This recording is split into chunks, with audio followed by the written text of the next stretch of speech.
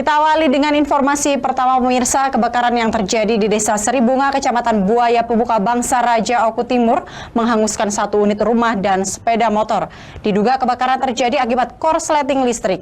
Tidak ada korban jiwa dalam peristiwa ini.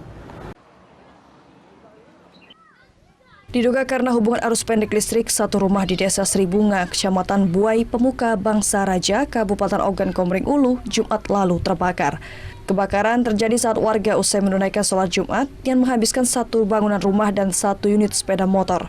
Api yang berkobar selama 1 jam tersebut membuat warga bahu-membahu memadamkan api hingga tidak merambat ke bangunan yang lain.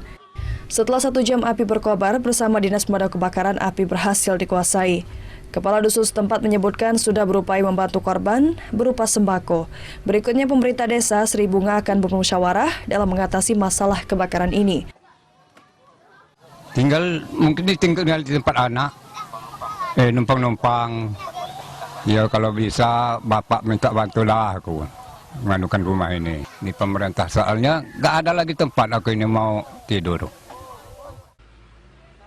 Dari Oku Timur, Sandri Jatmiko, iNews melaporkan.